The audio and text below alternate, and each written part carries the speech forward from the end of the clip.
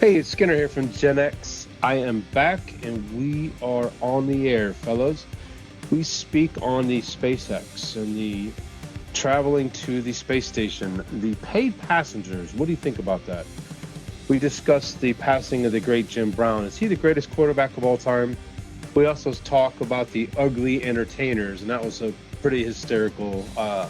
We talk about the TikTok in Montana and their banning of this. We also talk about AI, and if you're for it, against it, they're talking about introducing it back in New York. We speak on our favorite vehicles of all time especially when we were kids. I think the consensus was the Millennium Falcon. What is yours? We also talk about Bob Newhart and the series finale way back in 1990. And we discussed what our finale's favorites were and what it meant to us. All this and more right around the corner. So here we go. Was Jim Brown the quarterback?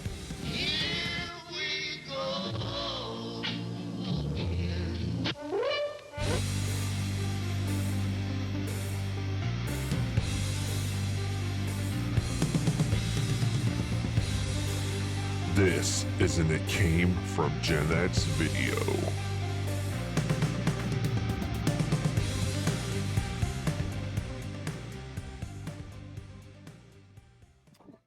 Hey, welcome everybody. It is time for It Came From GenX.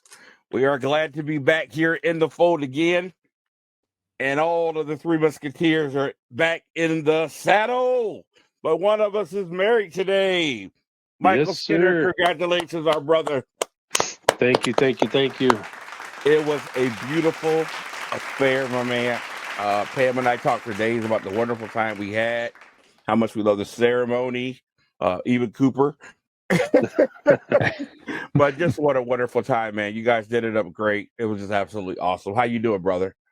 I'm still ailing, even while I was sick.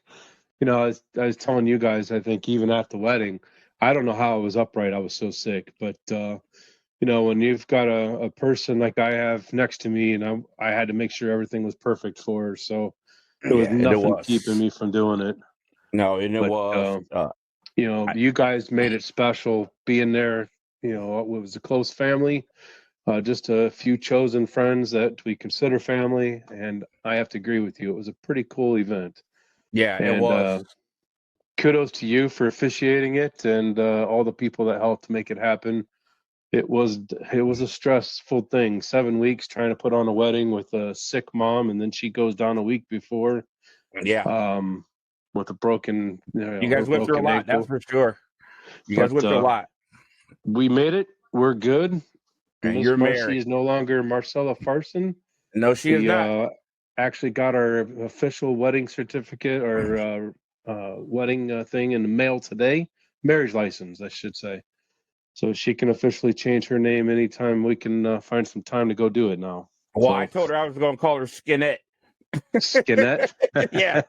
So, yeah, but it was great. I think I had the best seats in the house. Just seeing the overwhelming emotions on you and her face. You guys could barely speak. It was just really, really moving. It was just awesome. So, hey, now the old ball and chain. No, I'm just kidding. Yeah. Fish, what's going on, brother? How are you, man?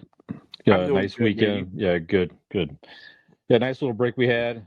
You and I Mm. took last week off. Well, Skinner was off as well. So glad to Mhm. be back and do this again with you brothers. Yeah, absolutely. It's really good. Um, I'm feeling revived. I had a really just crazy week as far as working and things. I mean, like Wednesday, I taught Bible study, then I went to rehearsal till 10 o'clock at night. Came from Mogador, went to the gym till 1 in the morning. The next day, I rehearsed till 12 midnight in Cleveland. So I was happy to take Friday and Saturday off. I did absolutely nothing either of those days, pretty much, and just happy to be back and getting things together and working. So, hey, let's do a show. It's been a minute for the three of us. All right, tell them where they can find the show, brother. All right. So you might be listening to us on demand where we listen to podcasts. We're on all major podcast platforms: Apple Podcasts, Spotify, Google Podcast, Overcast, Wherever you listen to podcasts, look for the It Came From GenX podcast. Give us a follow or subscribe as we publish episodes. They'll pop into your feed free of charge. You might be watching us on our YouTube channel at It Came From GenX, full episodes and video segments there, or on the Boss Code Media TV network. Find them on your portable device or smart TV, Boss Code Media. Download, subscribe, and we're on there on our very own channel with other content from other creative folks across the country. All show information can be found in two main places. Our Linktree page is simply Google Linktree. It came from GenX. It's simply a page with links to social media, etc. And our website, if you go to one place, it came from genx.wordpress.com. Excuse me. All show information is on the website. Links to new episodes, bios, our merch store, podcast merch store with our partners, Convincing Idiot, and a lot of good stuff there, ways to sponsor the show, etc. So if you go anywhere, like I said, go to the website. If you do anything at all, tell a friend, like, share, subscribe, rate, review on Apple Podcasts, helps others find the show, help us grow a little bit. And we appreciate your support. Thank you.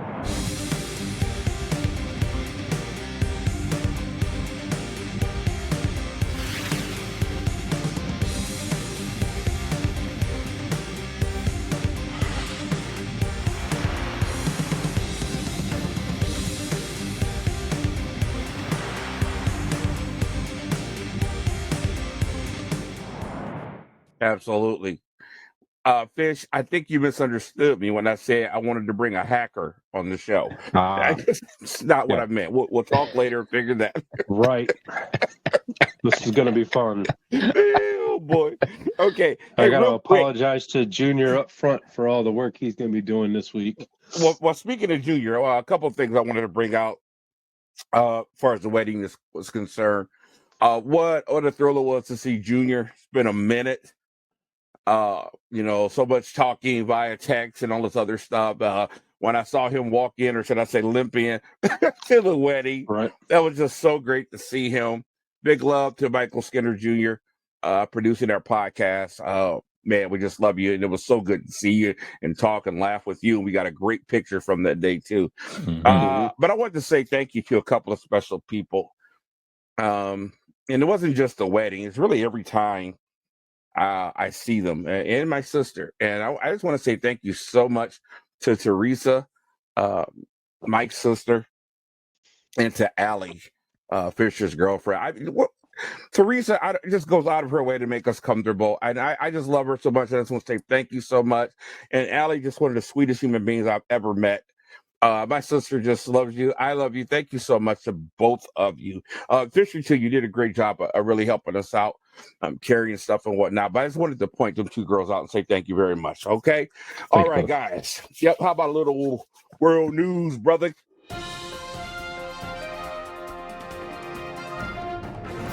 All right.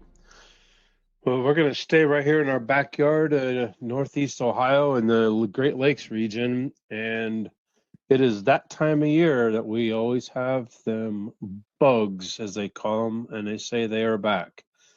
If you look at, hopefully on our video, we'll have a picture of a radar, which one, well, here we go with the coffin. One would think that it was a radar for showing rain coming, but it's actually radar of all the midges. They're little flying ant type insects that are about 3/4 of an inch long, and they're real thin, and they only have a lifespan of about 2 weeks. And not really sure what their purpose in the ecosystem is, other than they are a sign that the lake area is very healthy, and that the wildlife, the fish, and all the animals, I won't say sea creatures, but water life, they're a good source of nourishment for them. So they serve a lot of purposes, but most likely when you go up north, especially in Cleveland area, you look on garages and on park benches or on windows of buildings, and you see nothing but bugs. To us, it's annoying because we witness it every year. but to others, that's a phenomenon because they just can't believe how many they are.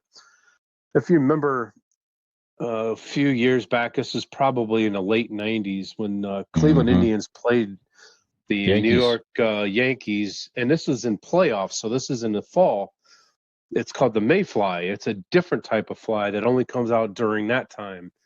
And the one pitcher couldn't had one on his face, and he blamed the mayflies for his failures in Cleveland beating them. But yeah, it's unique to most of the country, but to us here in Ohio, especially northern Ohio, southern Michigan, we're used to it. So, have you guys seen anything in the news recently about it, or have you guys seen any around town lately?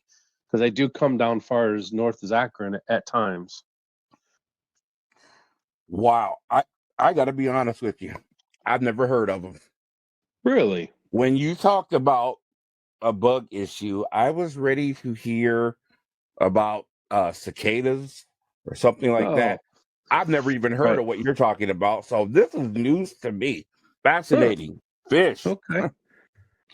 Yeah, I do. Again, it's not the same insect, but it is the similar phenomenon with that. I do remember watching that playoff game that you mentioned with the Indians, and they were on the verge of losing that game. And the insects, Cleveland had something going for them that game. It was a very strange thing.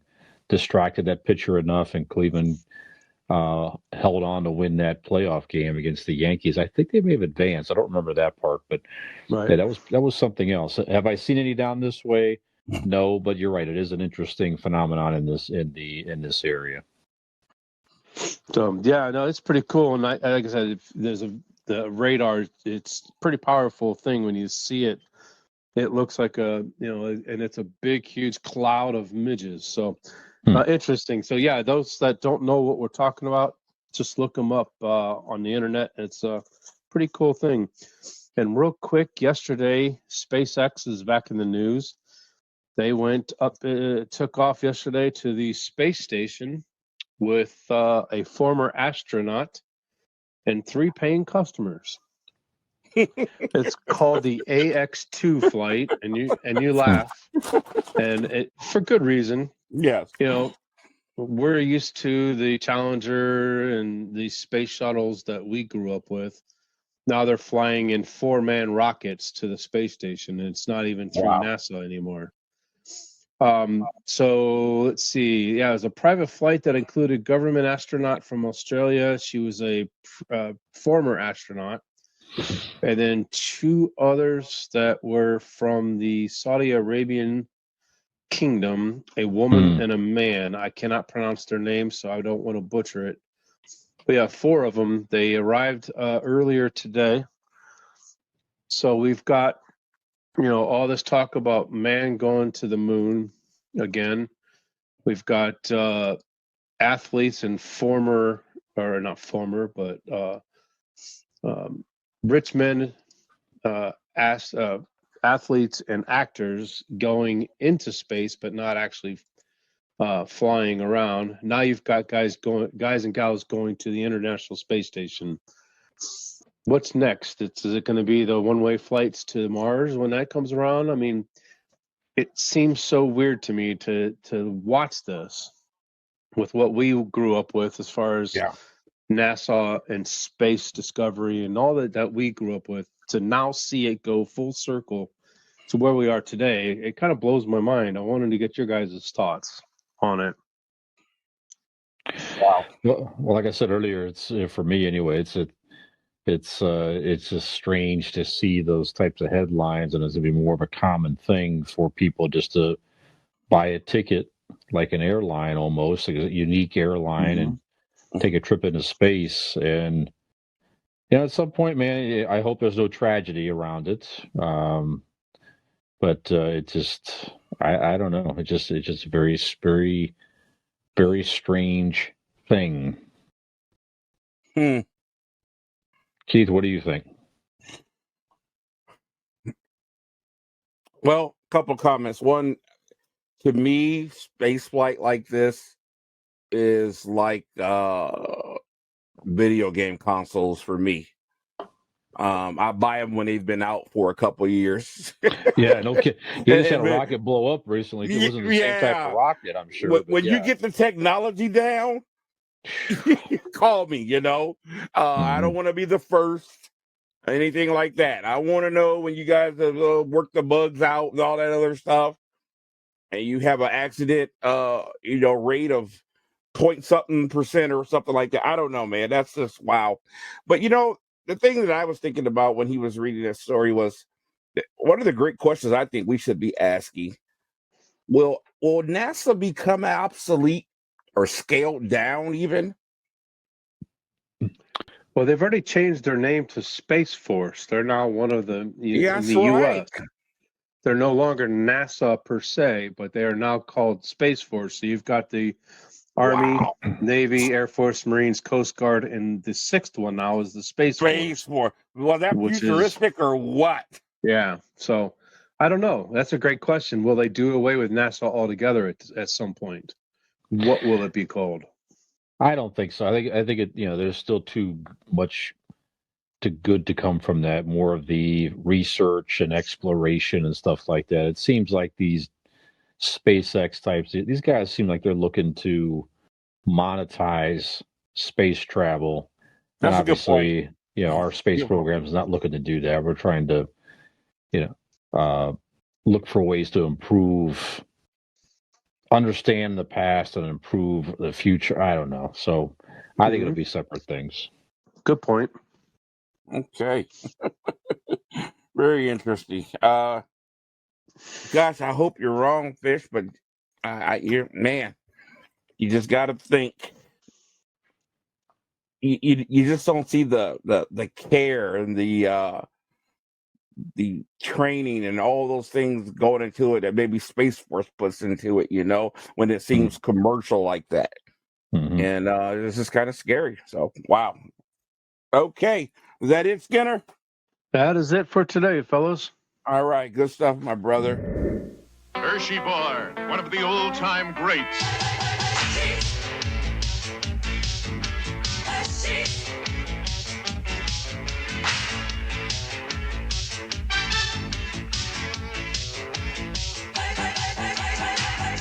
When you want pure milk chocolate with or without almonds, nothing but a Hershey bar will do.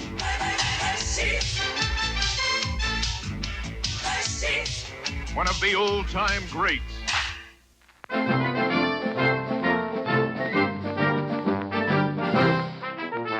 Okay. Well, because it's just some sports and music, we certainly want to open up with sports today. And unfortunately, we've had the passing of a legend, the great Cleveland running back, Jim Brown, has passed away. And he lived a life, I tell you. He was born in 1936. And he was a great Syracuse running back. Of course, he went to the Cleveland Browns and became a legend. This guy was something like the football world had never seen, and I don't think we've seen since. We've seen the great, Adrian Peterson, and even the awesome Earl Campbell, my favorite, Walter Payton. Walter Payton, my favorite, another one of my favorites. He's a different style, Barry Sanders, but Jim Brown was just something different, man. The combination of size, speed, and power to just carry guys 5, 10, 15 yards even was just unbelievable. And with the championships and the running back titles and all that stuff, he ended his career, some say prematurely. It was 9 years, but he was healthy, I think is the point. And went into movies. He had moderate success, but he definitely became known as a movie star.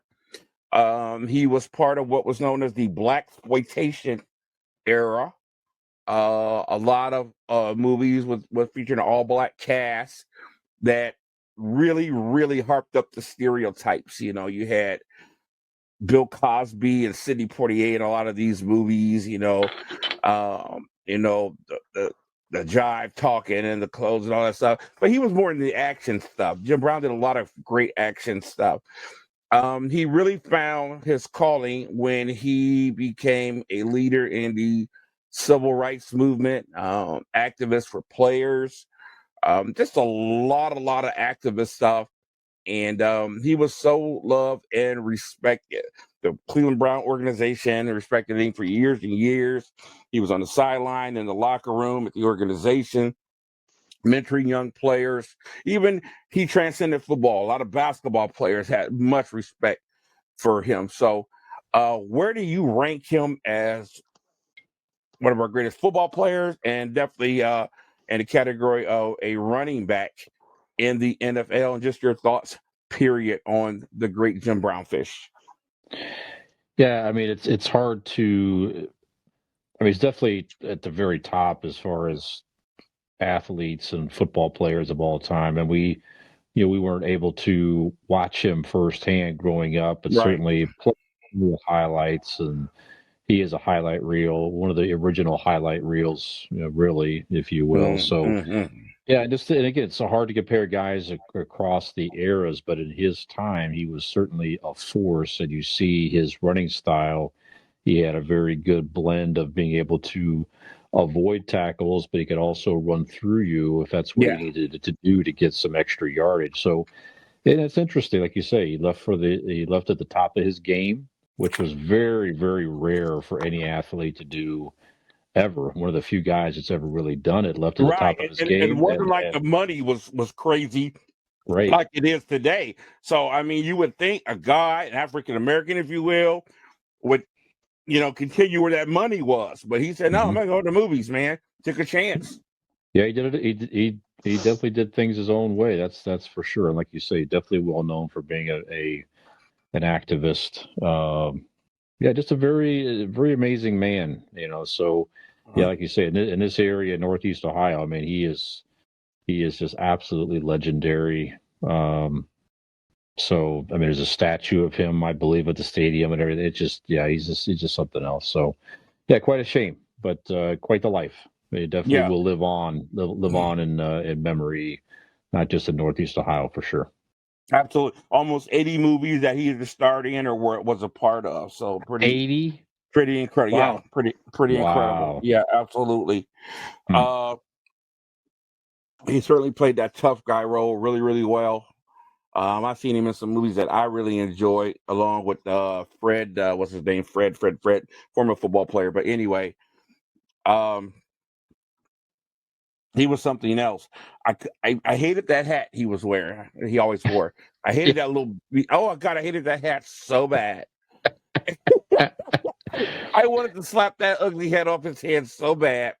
But he did explain why he always wore the hat, and I forgot who it represented. Some kids, and he said he wanted to always, when they saw him, to let them know he was thinking about him. So I kind of backed off a little bit, but I hated the ugly thing on him so bad. I mean, he always had that thing on. So like, wow. All right. Your thoughts, Skinner, Jim Brown, where do you got him ranked? Oh, he's got to be, if he's not number one, he's got to be in a conversation of all Mhm. time, bar none. I'm surprised, I will be surprised if they don't retire his number across the board. The Browns, definitely his numbers retired, but I think after this, Good point. Good point. Yeah. with all he's done outside of football, all he's done for the league over the Yeah. years, I think there's no question that they should retire that number across the board. I'm with you. I would have a hard time not seeing them retire that point blank. Nobody wears 32 ever again. If not him, who? Right. If not him, who? You've got number 42 in baseball, Jackie Robinson. Right. Nobody wears that number. I think Jim Brown is in that category, Jackie Robinson, for different reasons. Yeah. But I think he's up there of that echelon of a player to where that number should be retired. So. Right. Now Fish made a good point when he was talking about, hard to compare guys in different eras. So all things being equal, I have him as the number one running back of all time, and I have him as the number one football player of all time. So I just got a number one across the board. When you just think about what he has done in the game, what he has done off the field, and all that combined, and then to go have a successful movie career as well. I just think he's just in a class all by himself. I don't put anybody even near him. And even up to recently, he was still involved in a lot of different things. What you mentioned, what he done for players, what he done for organization. I don't think there's anybody even close. He is the greatest football player of all time. He's great, which obviously makes him the greatest running back of all time. It's kind of redundant, but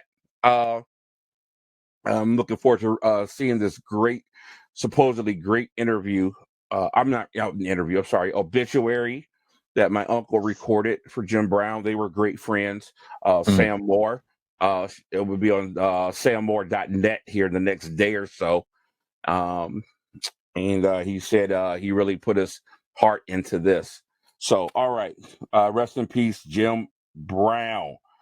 Okay, guys, that's all I got for sports today. Let's move on to music.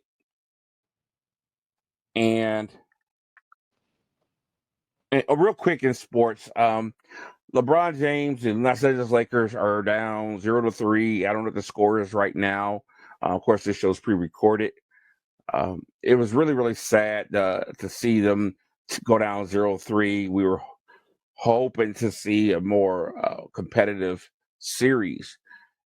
If LeBron would have went to the finals, the next step, and won it, where you got him as far as greatest of all time? Is he closer? Did he surpass? What do you think, real quick? I mean, certainly talent-wise. I mean, the guy, he is amazing. The guy's 38 years old. Unbelievable. Right? And he's been in the league so long. Yeah. He's still a force out there on the court. So he could still take over a game and take over a series. He's able to do that. It was interesting to see the Lakers make another run at it. For me personally, it's just I don't like a guy jumping from team to team to team to build super teams and crap like that. I mean, so in that respect, he'll never be at the level of Jordan for me. Okay. But anyway, he's still one of the top players of all time for sure. No question about that. Okay. Skinner, real quick, thoughts? Well, halftime, no defense, 73-58 at halftime. Who? The Lakers are up 73-58. LeBron's got 31 points at halftime. Okay. And of course, no team in history has come down from a 0-3 deficit in the Western Conference Final. So there's history to be made. I don't see it happening, but it is certainly there to be made. Okay, guys, moving on to music. By the way, Keith, sorry, just yes. Please. I mean, I don't know how many times it's ever happened. Is it the Celtics and the Lakers both made it to their respective conference finals, and it's looking like neither team is going to get into the finals. True. That's true. And both teams down 3-0. Good. Let's be fair too. LeBron did come from down to win the championship when he was with Cleveland. 3-1. Yeah, 3-1. So hey. Okay, guys. This day in music, couple of little tidbits here. 2014, Fleetwood Mac's Christine McVie was honored with a Lifetime Achievement Award at this year's Ivor Novello Songwriting Awards. Okay, she wrote a lot of great songs for Fleetwood Mac. I'm not saying she's not deserving of this award. Absolutely, I love Fleetwood Mac. I just thought it'd be cool to see who your favorite songwriter is. It might not necessarily be a entertainer. You got guys like Pharrell, even though he does entertain, but he writes a lot for people. He had the one song "Happy" hit years ago. We know a lot about the great. I can't even think of her name right now. But she was a phenomenal writer. A lot of people. Who is one of your favorite songwriters, Skinner? Can you think of a songwriter that you really, really appreciate? The great. Yeah, her. Yeah, she was I'll think of great. her name in a I'll think of her name in a minute. I don't know why I just lost her name. I'll think of She it in was a minute. fantastic, but I'll think She of her was name in a minute. hey, trust Yeah. me, she was awesome. You don't need to know her name, Yep. but take my word We're for it. we're starting to sound like our parents did, trying to explain Yeah, stuff to him. You know, yeah, the guy in the he's in the you know, married to the pretty woman. We did that before the show. The pretty woman Yes, lady. Who's that? Julia Child. Julia. Yeah, that's her. Now, when you asked me to think of somebody off the cuff, the first person to come to mind for writing is Chris Stapleton. Chris He wrote, Stapleton. yes, he wrote for many, many years before he got behind the mic and on the stage. We all know what his career has been over the last 4 or 5 years, but yeah, he's wrote for hundreds of acts in Tennessee, and he's got several number one hits. I can't give you any of them right off the rip. Yeah, but he is an awesome songwriter. I agree with you on that one. But in the country scene, he's one of the best. Okay, Fish. Anybody you got? I mean, he's certainly up there as far as talent of all time. How about Paul McCartney? Just Yeah, just without the question. ability to just.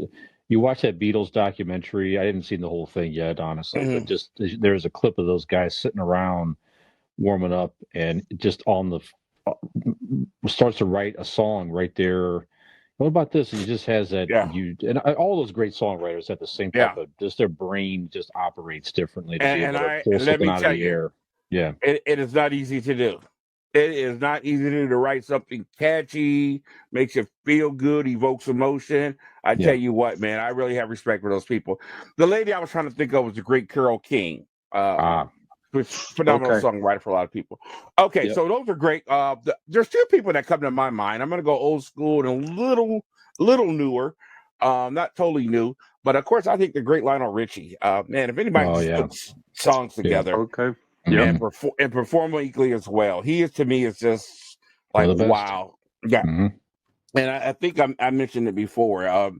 When you're a great R&B singer and you get honored on a country music award show, you wrote some great songs in the past too. But you know who else is, I think, and as great as they are, I don't even think they hit the surface of what they can do. Sammy Hagar. Just when he got to Van Halen, when he got around a bunch of guys who were special as he was on their instrument, oh my goodness, the songs they put together, man. I mean, those albums with him, unbelievable. And to watch some of the interviews, Eddie talked about how he came in on the first night and just start putting melodies on stuff like some of the songs that were on the album. They were just looking at each other like, where's this guy coming from with this stuff? So he's a great songwriter as well. Okay, back to my list here. This day in music. Where did you go? All right.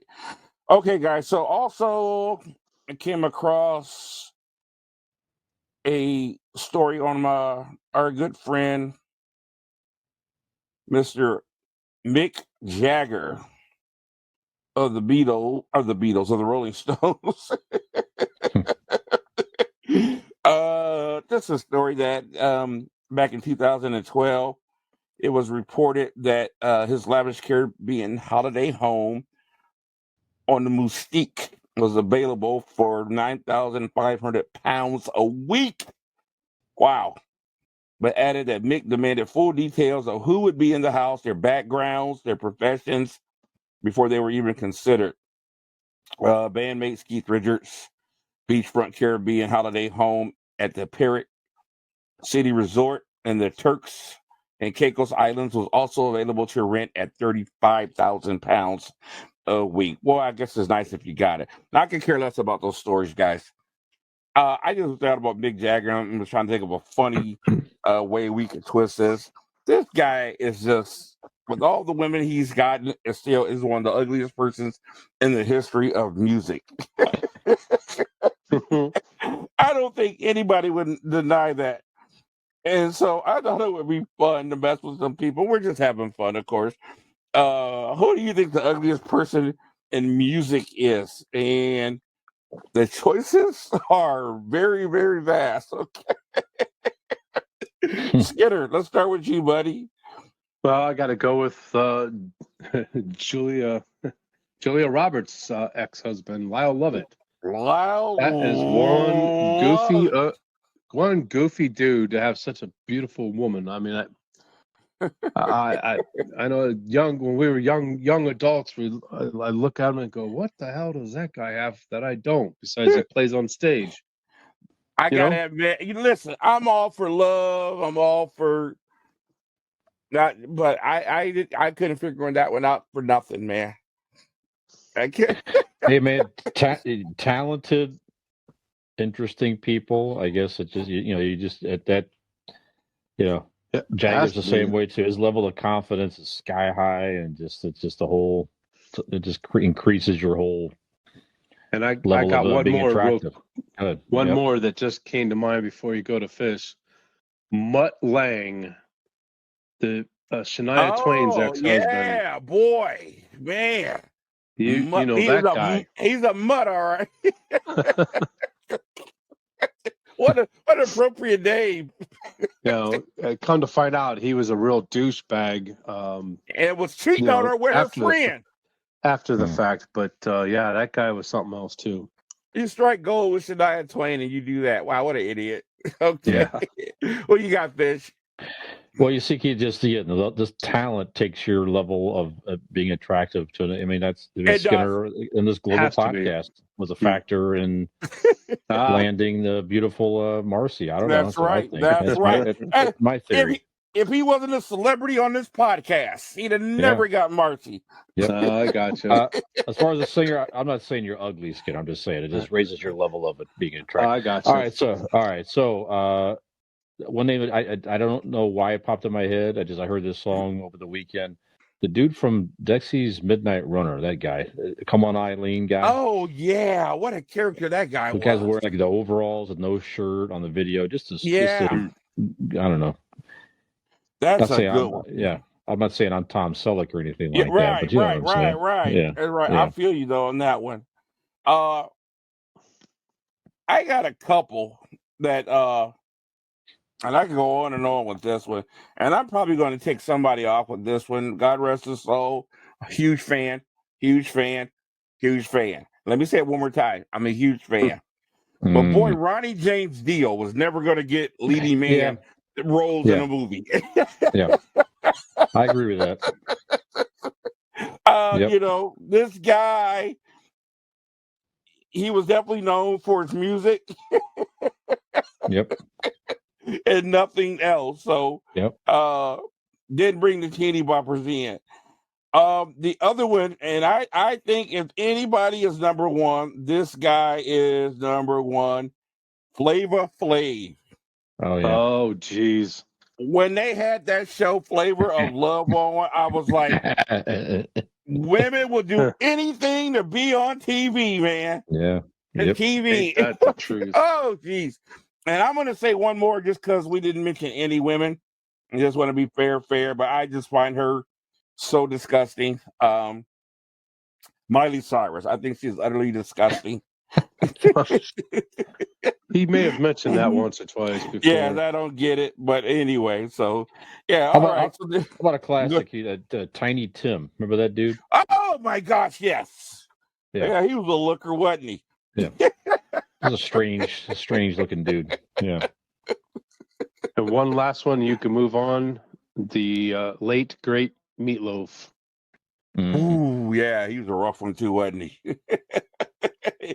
Okay, real quick, born in music today's birthdays. We got the great Johnny Gill, singer in the band New Edition, also great solo career. Morrissey was born this day, 1959. And Bernie Taupin, lyricist, poet, and singer. He wrote a lot of songs for Elton John, too. He was also born on this day in 1950. So that's all I got for sports and music today, guys. All right. Pop Culture Fit. Tonight's 8 o'clock movie special. You're watching The Canterville Ghost.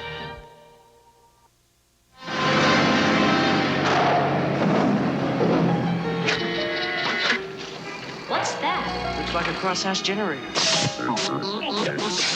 This is Max Headroom. Max Headroom? Ah, cocologist. He sees us. Where there's a wave, there's a Coke. I like him. Join the club. You know, more people prefer the new taste of Coke over Pepsi. Let's take him home. Good idea. So you Pepsi drinkers, now's your chance. Become a cocologist. That's the way. Oh!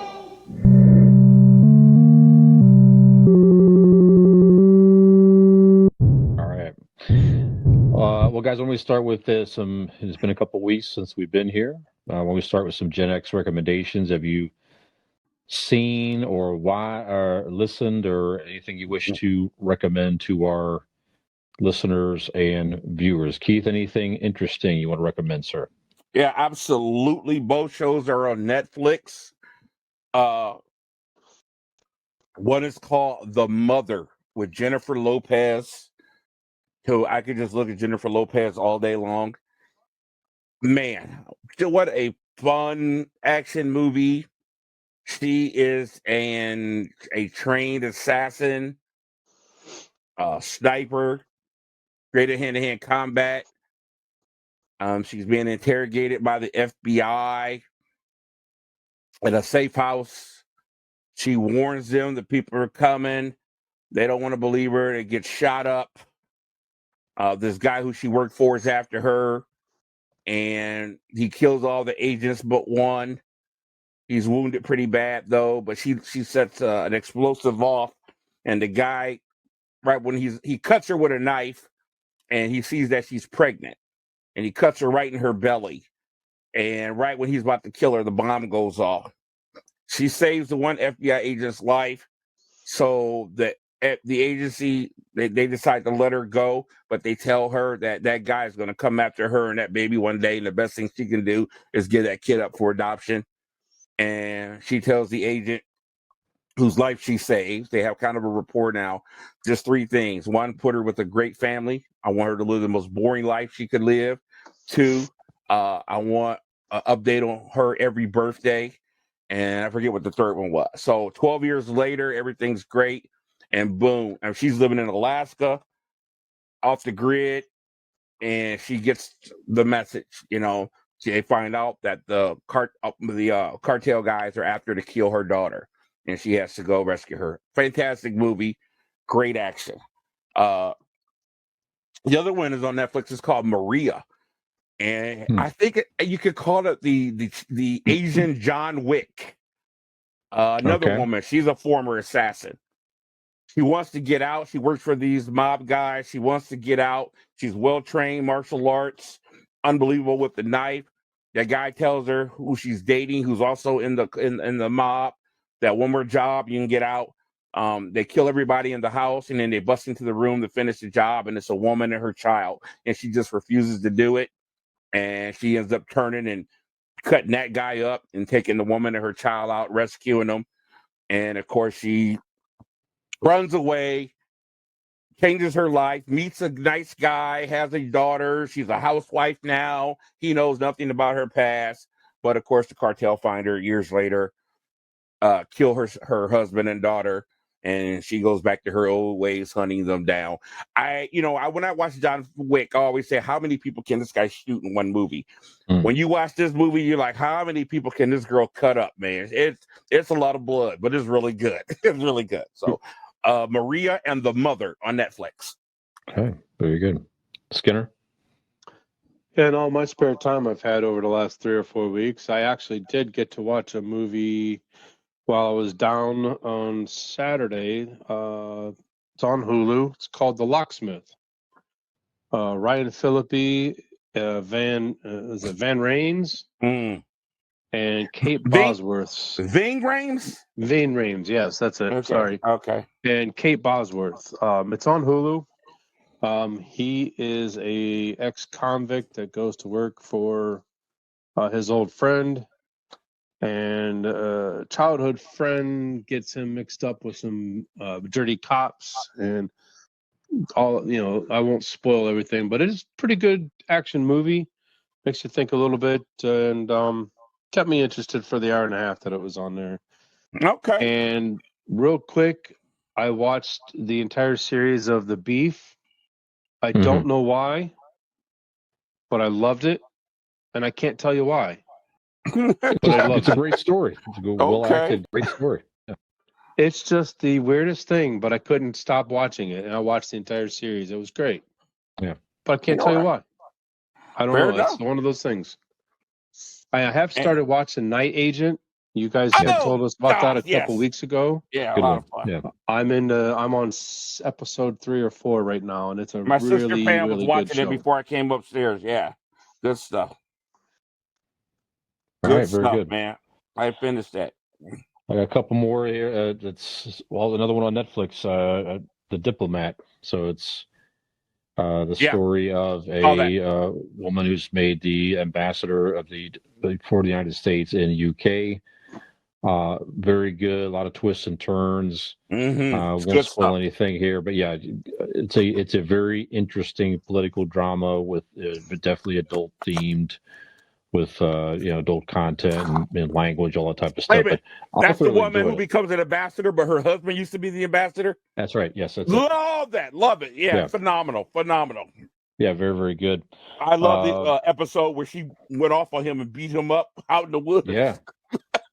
Yeah, That just was well great. acted. Yeah, And it's great. They've announced season 2 of that already, which is good. Good.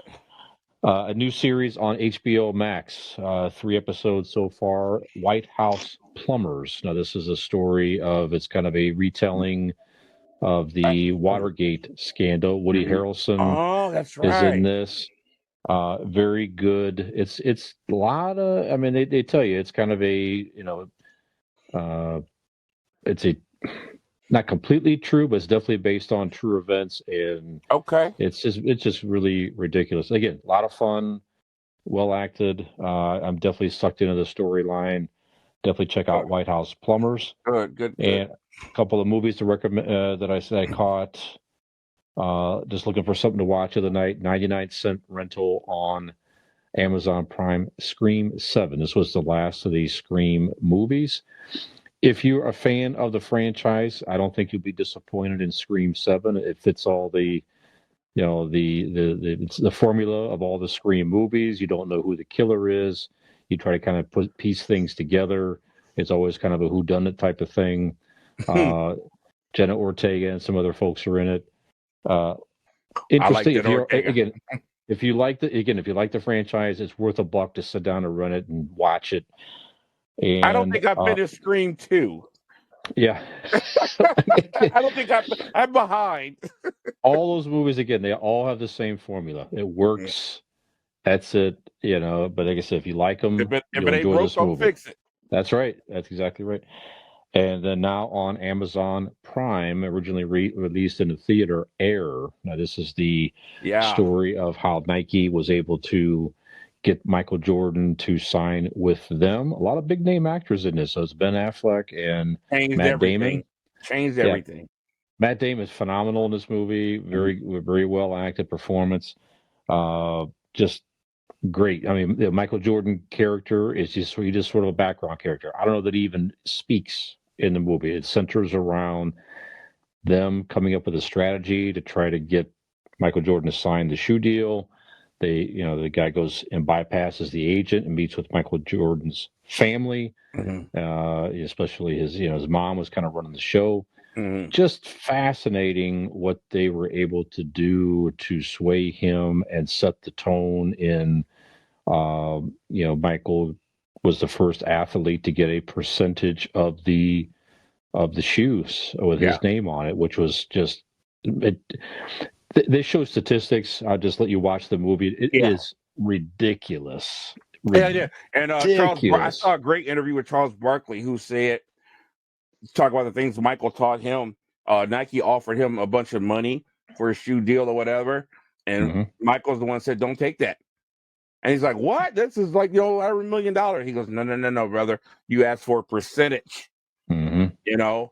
That perpetual income, man, changes everything." That was the logic. It was like you just creating a shoe with the name doesn't matter unless the player is a great player, and that's what they were able to convince him to do.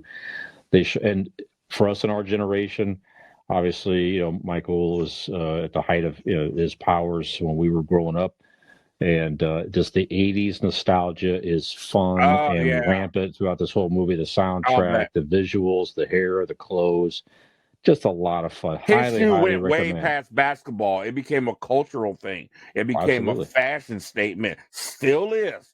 That's Yeah. the crazy thing about it. Still is, man. Just Unbelievable. everything came together perfectly. Very creative, smart people, including the guy that created the shoe. That guy was a Yeah. genius in his own Yeah. right. So, okay, pop culture news here, guys. So, the color purple that caught this is they're making a. It's already exists, I guess. Yes, they're not rebooting the movie itself, but certainly that was a hugely popular movie. Was it the 80s, 90s? Definitely I when think we it was the were in 80s. high school era. Yeah, with Whoopi Goldberg certainly and Oprah Winfrey, two of their greatest acting roles in their career. Certainly, there is a musical version of the movie already on Broadway.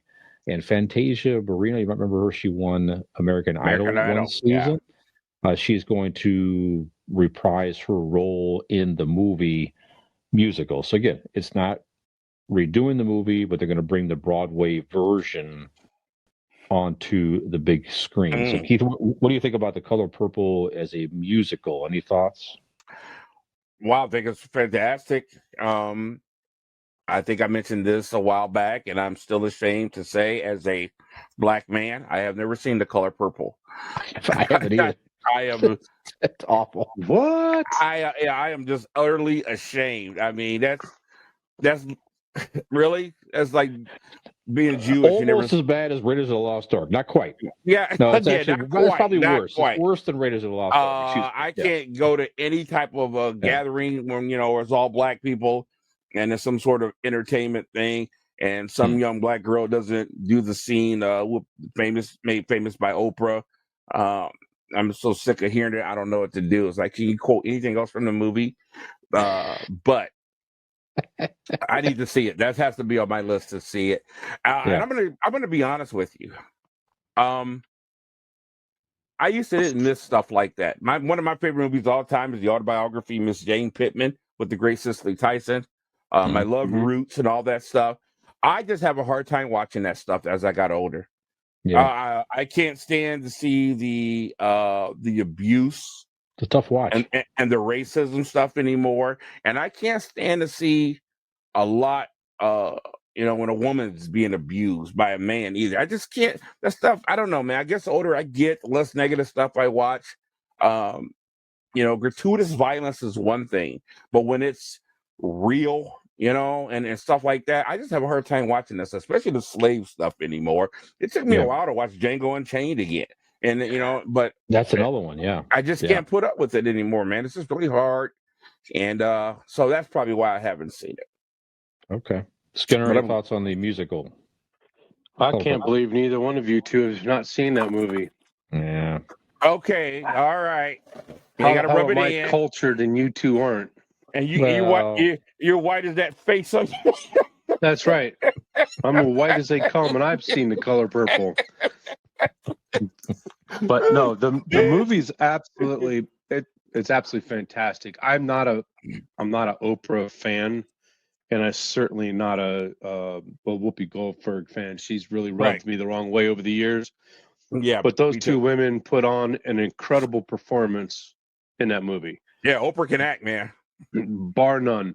So it's the subject matter is a hard watch, but it's a type of movie, and it's a movie that you need to watch not only because of the story, but because of the performances that come with that. I'm gonna watch it. You talk about Yeah. these type of movies, and I'm trying to remember the name of it one, but there's another one where Samuel L. Jackson and Matthew McConaughey was in. It was taking place back in the 30s and 40s. Samuel L. Jackson was being accused of I can't remember if it was murder or rape or something.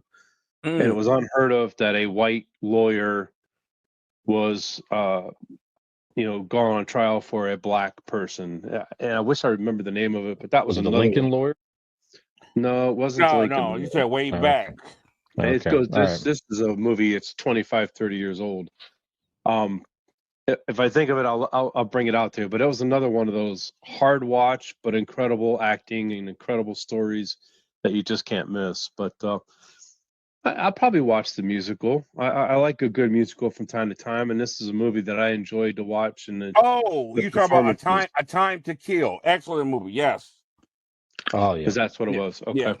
Yeah. But yeah, I'd like to see the musical version just to see what the adaptation looks like. Okay. Yeah, fair enough.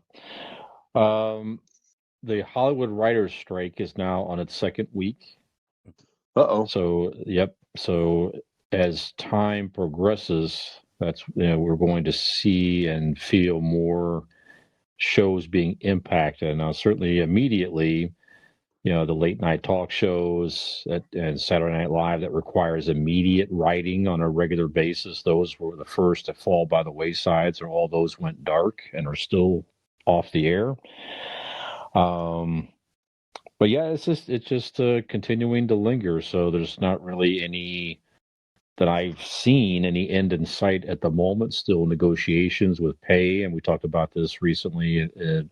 They want some stipulations around AI protection, so the AI can't be trained to write scripts and so forth using scripts that they have written in the past to help train the technology. A lot of shows potentially and are impacted. I'm not going to read them all, but a few that I know that I and we are interested in. Stranger Things, the new season that's on hold right now on Netflix. Wonder Man, which was in development, that's the new Marvel series with that hero Wonder Man. Andor season 2 is currently on hold. Oh yeah. And Daredevil Born Again, they were shooting and they had to. Yeah, I know they had to stop shooting until they get this kind of resolved here. So more and more shows as time progresses are going to be impacted and may at the very least, push some debuts out longer. So I don't know. Have any thoughts on the writer's strike, Keith, or I'm just kind of calling attention to it that some of our content that we enjoy with the comics and sci-fi and all that is going to start to be more and more impacted. It looks like in general. So go ahead. Well, I want to say I'm all for the writers. Yeah. I stand with them. That's for sure. Secondly, it tells a lot about my TV watching because if I didn't read in the news about the strike, I would never know at the moment. Mm-hmm. Now, you mentioned some stuff that could affect me as far as wanting to see down the road, things that are being productions being halted. You mentioned Daredevil, Wonder Man, things like that. But as far as right now is concerned, I wouldn't even know. Yeah. I watch so much streaming stuff and older stuff, and sometimes I get in bed at night, I pop on Paramount, watch Andy Griffith episodes. Yep. So I don't even notice it right now. I don't watch late night TV. I don't catch Saturday Night Live anymore like I used to, and things of that nature. But I stand with the writers for sure, and I hope they get things settled for their sake, not just for people's sake to watch stuff, but just for their sake. Absolutely. Skinner, any thoughts on the writer's strike? I'm with Keith. I'm with the writers. They need their due. They're due for. If it wasn't for them, the people in front of the screen and behind the screen are nothing. To be truthful. Yeah. Hold on, I'm going to interrupt you, Skinner. I just want to make sure I say this clear. I don't know what they make and all that. And when I say I stand behind them, it has nothing to do with the money because I don't know what they make, what they deserve. But that whole AI thing, I am so with them on that for the simple fact that we are watching technology take jobs from so many people more and more. And that whole AI thing, because it can be very daunting. And I'm glad to see that they're looking down the road, kind of protect themselves. You know what I'm saying? Because when you give the ability to a machine, you lose all your power and leverage. Oh, well, you don't want to do this or whatever, we'll just replace you with, So I'm with them in that regard. I got you. Okay. I don't even know what the strike really is involved with. I assume money is a part of it. It is. But there's nothing like human interaction or human thought process versus AI. You can't compare the two. You can get close with the computers. But at the end of the day, a human thought transcribed onto a screen by another human I can't see that you can gel with the AI to a human. You see where I'm going with that? Yeah. Maybe I'm not making myself completely clear, but I hope they get it resolved. I'm not going to lose sleep over not seeing a show that's coming out. If I'm supposed to see it in September and I have to wait till November, okay. If I have to wait till November so somebody else's life is put back in place, like the writers, then I'm okay with that. So I guess that's what I'm trying to get. Biggest point I'm trying to make.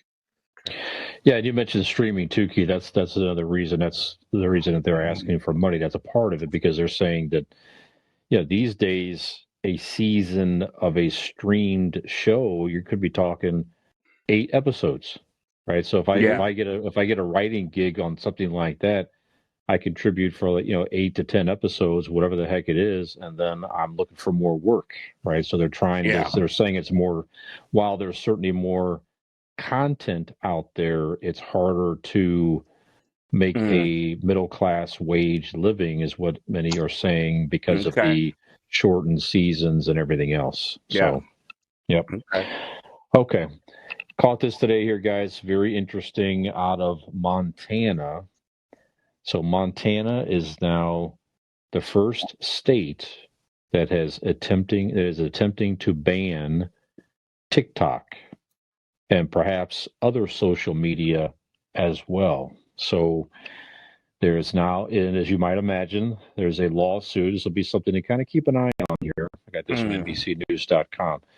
So TikTok files lawsuit against Montana over the download ban, saying it's in violation of the First Amendment. So the story behind this apparently is the governor of Montana, Greg Gianforte. He signed a bill last week restricting downloads of the immensely popular social media app into law, making Montana the first state to ban TikTok. The law makes it illegal for app stores to give users the option to download TikTok, and illegal for the company to operate within the state. So in addition to the First Amendment concerns, the complaint states that the ban violates federal preemption, blah, blah, blah, blah, blah. So the governor said, this is a quote from him, "The Chinese Communist Party is using TikTok as a tool to spy on Americans by collecting personal information, keystrokes, and even the locations of its users. And by extension, people without TikTok who affiliate with users may have information about themselves shared without even knowing it." So that's from a spokeswoman for the Attorney General that is challenging. It's anticipated. So anyway, fascinating. So we really haven't done like a get off my lawn type question lately, but this one sort of fits that description here. Yeah, so for sure. So should state or local governments start to get involved with something that they believe, with perhaps there is some truth maybe to what was said there, but I don't know what all proof that there is, but should they get involved with what people can and cannot download and use in social media for, probably in their mind, their quote, their own good, or for the good of the country or state or whatever it is? Keith, what do you think about all that? Wow, this is tricky. Yes. This is very tricky. Governor Gianforte, I certainly get it. I get it. Now, this is the part that's going to sound tricky coming out of my mouth. I get it, but you can't do that, brother. But at the same time, I'm all for the United States getting rid of TikTok. Listen, I didn't know it came from China. You can't have something coming from a communist country that hates us, that has infiltrated the social network of the entire nation and captivated so many people, not just our youth. You can't have that. That's like giving them a foot in the doorway to do what? I don't know, but it's not good. I'm not worried about them canceling TikTok, because I know some American will come up with something just like it the next day, and we can all use that. So that's the only reason I say get rid of it. Just let somebody in this country come up with something like that. You know, I don't know, man, but just ban it until the government does something. I don't know, man. I just reminds me of police states. Reminds me of North Korea. You know, deciding what you can and what you cannot watch on television. You know, what's his name? Kim. He killed thousands of people because they watched a commercial that he didn't like. You know, and put them in a stadium and shot them. It reminds me of stuff like that when you start telling people what they can watch and what they can't watch. That's the scary part about all of it. But I just don't think that we should let anything that comes from that country after the pandemic and everything else. I agree with that part of it. There is not TikTok separately has been under scrutiny for that reason too, Keith. So I know the president or somebody high up at TikTok was just before Congress not long ago, and so apparently our government is trying to force them to sell off. If you want to operate TikTok within the United States, then you have to basically not be affiliated with ownership over something like that. So there is something separately kind of brewing there. I don't know if it something like that helps or doesn't help or not. TikTok claims they have firewalls and everything else. They do not share our information over here, overseas, and vice versa, and all that type of stuff. So all that's continuing as well. But anyway, yeah, get rid of it. But anytime I start hearing the word ban, I get a little nervous. Mm-hmm. Yes. Skinner, what do you think? It's a tough sell. Keith made some really great points. Yeah, the word banning is not an easy word to hear. I cringe when I see my 10-year-old grandson on freaking TikTok because the amount of crap that he is available to him as a 10-year-old boy, it scares me, truthfully. That kid can go in a search engine, and again, a 10-year-old mind is different than yours and I's. Skinner, can I be forthright with you? Yeah, go ahead. I'm going to be honest, man. I get mad at myself. Yeah, I get mad at myself. Like, dude, you've been sitting here for freaking however long going through TikTok. You know, when I'm supposed to be doing something. I have been caught being captivated by way too long, and I yell at myself for it. Right. So I get it. But I'm just saying the content that's available to my 10-year-old grandson scares the living hell out of me. Now, I know he hears a lot of crap at school as a fourth grader. Yeah, he's in fourth grade. But to be able to visualize and see that crap in front of him, it scares the living daylights out of me. Yeah. So for that reason, I'd say, yeah, TikTok really needs to be scrutinized and needs to be. We got a combination of content and obviously the time that it wastes. Mm-hmm. You know, like I said, I yell at myself, and I've had people call me the busiest person they know, but I have spent an hour. Oh my God, an hour went by, and I'm sitting at the table scrolling through TikTok. When I went to look at one video, I'll catch a feed off of something, and then it'll lead to TikTok, and I just keep scrolling and scrolling and scrolling. So, I don't. How's he getting on TikTok? How's that happening? Parents got an account, sign up for them. That's on them. That shouldn't happen. Okay, all right. I get it.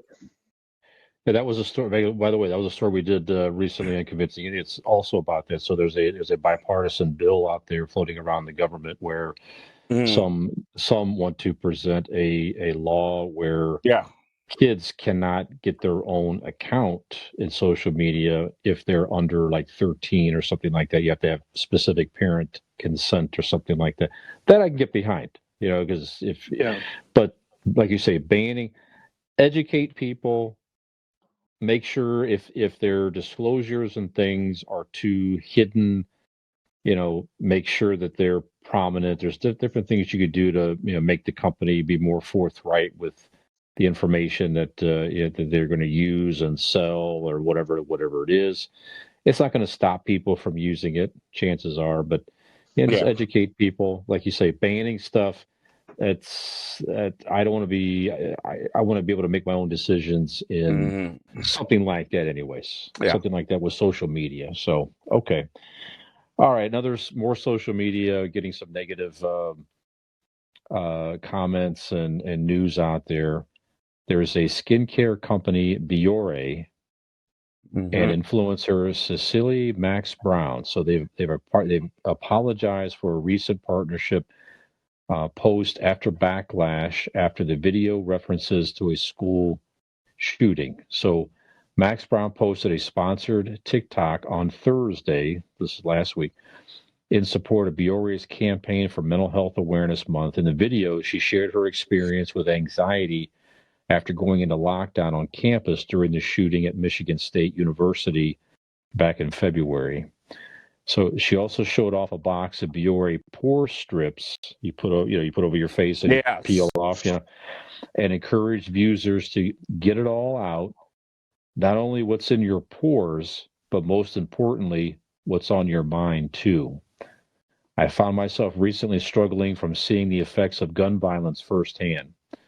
I've had to intentionally set aside time for prioritizing my mental health and blah, blah, blah, blah, blah. So basically, tying in being around a university shooting into an advertising campaign for B.O.S.S, and his mental health awareness stuff for cleaning out your pores. So some people are saying they deserve to get all the negative publicity that they're going to get. It's really hard to kind of defend this advertising campaign. So our people, though, having said all that, some people may not think it's that big of a deal. More cancel culture, let people promote how they want to promote, that people are too sensitive, that type of thing. So, Keith, what do you think? Is this advertising campaign ridiculous, or do people have a legitimate beef with how they're using the shooting tying it to advertising? I don't like it. First of all, I don't like the propaganda it starts with. I hate when I hear that term, tired of gun violence. Really? How's knife violence? Is that okay? Right. You have a problem with that? How about fights and beat downs and getting beat with pipes? Stop with the gun violence. Get tired of violence, okay? You're trying to put a stigmata on guns, and it's not guns that are the problem. It's people's hearts, okay? We got a nation of angry people that will fight in a heartbeat, people that don't care about one another like they used to. It ain't the guns, okay? That's just a convenience. That's a tool.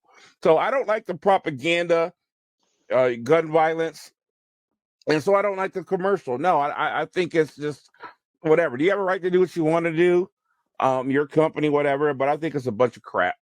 Yeah. Skinner, what do you think? I just don't understand the commonality between the three things that you talked about.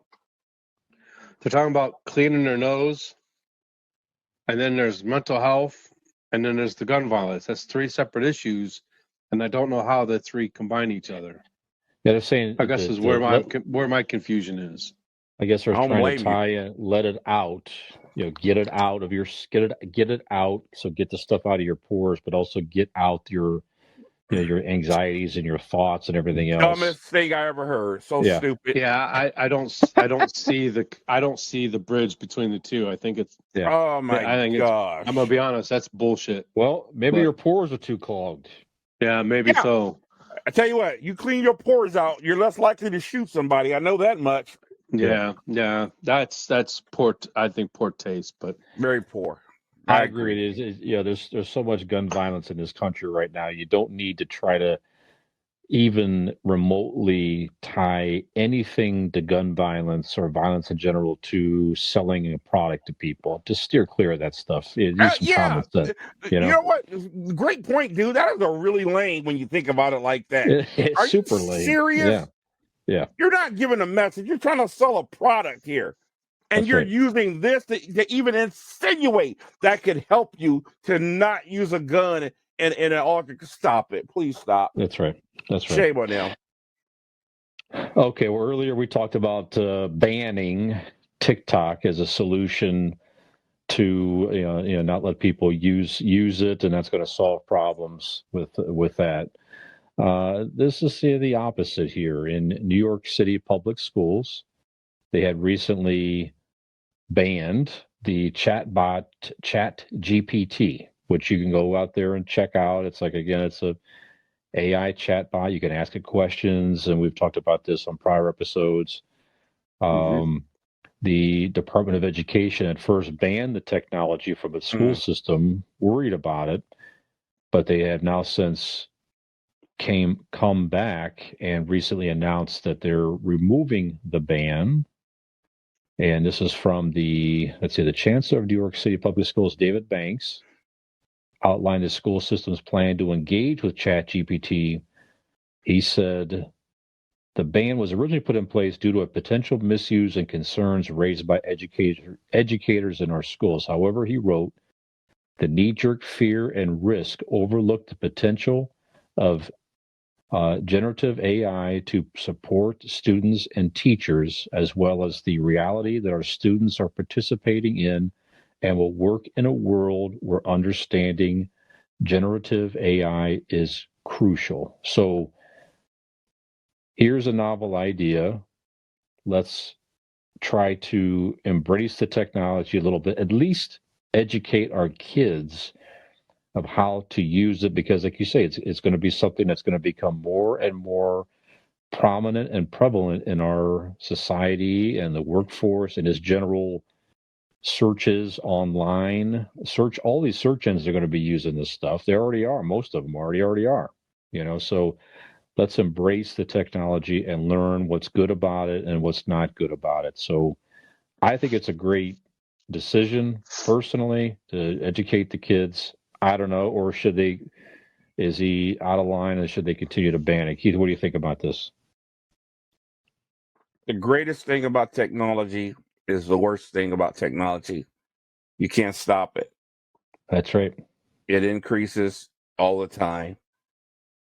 But there has to come a point that gets a little scary. But now we have been watching life imitate art the last 15, 20 years. We've seen things that we've seen only in sci-fi worlds on television now start to come to pass. We're watching it happen before us. There is no reason to not think that some of the worst of that will not happen. The scariest of all of this, besides chemical weapons, is artificial intelligence. Mm-hmm. It really concerns me. I got to be honest with you. We have a problem now with a generation that has grown up with no social skills whatever because they've retreated into worlds with avatars and things like that due to the advancements of video games and online games, computer games. What's going to happen now when you start in creating AI girlfriends and all this other stuff? What's going to happen after that? I don't know. It scares me. I just think there's going to be a good to it, but a heavy bad to it as well. And as best I can put it. Skinner, what do you think about go ahead. I don't quite understand it all. Call me, even though I'm the youngest here in the room, I'm probably one of the oldest when it comes to technology. I don't understand it. So I understand what Keith's saying. I understand the ramifications. If they're going to teach these kids from the beginning how to use it for the good versus them learning how to use it on their own and using it for the bad, I guess I can stand behind it. But what kind of message are you giving these people that if you've banned it for so long and then all of a sudden you do a 180 and say it's okay, and how do you sell that to the parents and to these people? I guess is my next question. If you banned it for so long, why is it so good now? Why do you want to teach my kids this now? I guess would be the first question I ask. Does that make sense? Yeah. I guess my my point would be when you talk about educating these kids, yeah, it's good to be educated on stuff, but also when you educate them, you introduce it to them as well. And I think that's where I'm like this. Bottom line, I guess being educated is definitely the best way to go to understand the pitfalls of something is better than not knowing, right?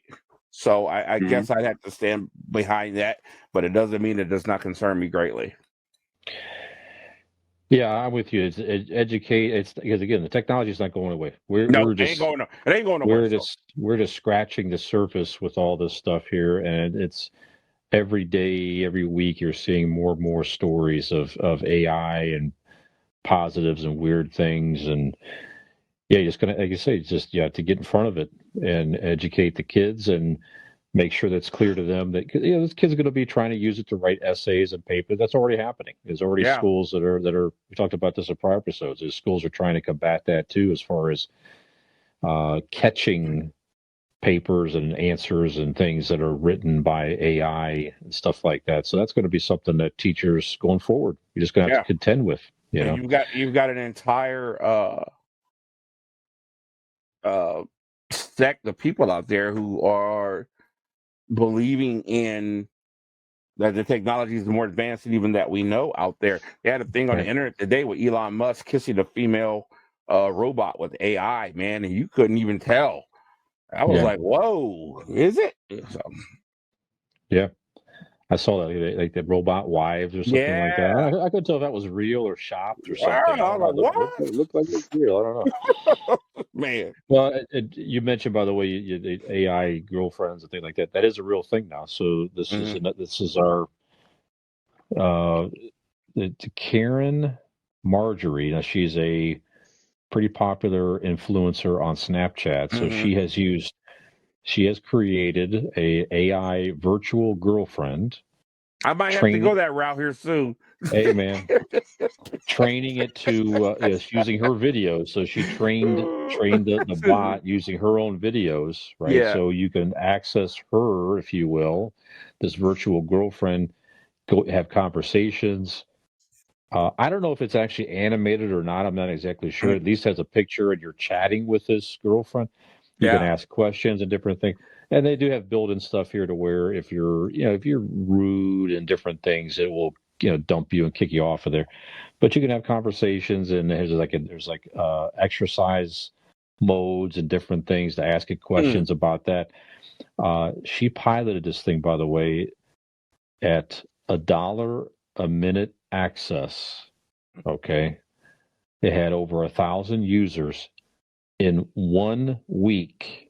Piloting this thing here, she made $71,610 in 1 week by people accessing this virtual girlfriend. Wow. Well, I'll let you know how this dating app thing works out. This Pastor Bachelor thing you don't get off. I might need more information on that. Oh, jeez. Yeah, just like a virtual girlfriend. I'm sure you'll find it there. You know what? Hey, listen, that type of stuff. I don't know, man. If there's some people out there that are just seeking a friend, you are looking for some type of an outlet, for some type of connection to something that is as close to a person as you can get. You may not have anybody or anybody that you feel comfortable to connect with. If this thing helps some people out in that respect, hey, whatever, man. Yeah, go for it. That's tough. I don't know.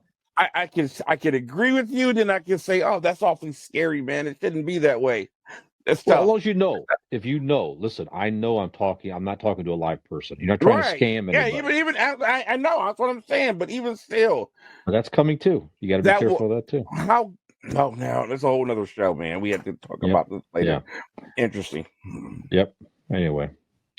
Skinner, any thoughts on the virtual girlfriend? No, I really don't. Better not, boy. You just got married. I just got married. No. Again, that's all beyond my comprehensive abilities at this point. Yep. The only thing I could say is these people need to be careful. Now. Yeah, right. I gotta end this relationship. Sorry, go ahead. If I can only say one thing, is just people be careful. Yeah. I don't know what else to say with that. Yeah. Just be careful. I haven't gotten to it, but there was a story on 60 Minutes just yesterday. We're shooting this on Monday, May the 22nd, and it was about it. The lead-in story was there was a voice, it was like a lady talking, and it was not her. It was AI stuff that had used that somehow that she got, her voice was trained into it. And it's one of the new scams out there. People have to be wary of, because it sounds like somebody's calling you and talking to you and want you to do stuff, and it could be somebody that you even know, or it's recognizable at least to you. Right. So you got to be more and more wary of all this stuff. You're crazy, man. It's crazy. Say the least. Very. That's right. Have you watched The Terminator lately? I don't know. Watch up. I'm gonna go watch it again. Time to revisit it. Mm-hmm. That's right. Okay, let's get into so this week in pop culture history here, gentlemen. Again, we're shooting this on May 22nd, as I said. On the 21st, back in 2017, it seems longer, that was the last performance of the greatest show on earth, the Ringling Brothers and Barnum and Bailey Circus. And as you might know, a key reason for that was they had to stop using the animal acts because people were claiming that they were abusing elephants. That's kind of where it started. So that was it. I remember seeing the circus, certainly back in my time. I thought it was fascinating and interesting, just all the feats and the lion tamers and all that. I thought it was a great time, but even then, it's kind of like, what goes on with these animals and everything else? I don't know, but so I don't know if they're trying to bring it back or what, but that was it. So Keith, did you ever see that circus in your time? Would you like to see it return somehow under some type of different conditions? I don't know. What do you think? As a kid, I never got to see the circus. I'm sure I would have been fascinated by that. But as I got older, I certainly had made up my mind that I would never support the circus, just for the simple fact of some of the stuff that was done to the animals. Listen, I'm all for man being over animals, but then when it comes to just completely abusing for the sake of entertainment, and things of that nature, and just taking animals out of their captivity for that too, out of their natural environment. I just have a hard time with that too. So when I got older, I said I would never support the circus. I hope they don't bring it back. Cirque du Soleil was brilliant in saying we're going to have circus, but we're going to have people. Put people in our circus. Okay, now we're talking. All right. You're doing all this crazy stuff, but you're also getting a paycheck for it. Not a problem. So I'll watch a circus like that, and I watch the circuit with domestic animals as long as they're not being mistreated and stuff. But I don't support the circus at all. And I'm glad they stopped using animals. Very good. Skinner, what do you think? Well, you know what it was with Keith when he was younger? The bearded lady turned him down when he offered to take her out one night. Is what it was. I didn't know you knew about that. I have a little bit different take. I used to take my older three every year to the circus. They absolutely loved it. And that was before all the accusations and all the stuff that went on with, how the animals were treated. And my kids look forward to it every year. They're fascinated. Chelsea loved elephants. She still does to this day.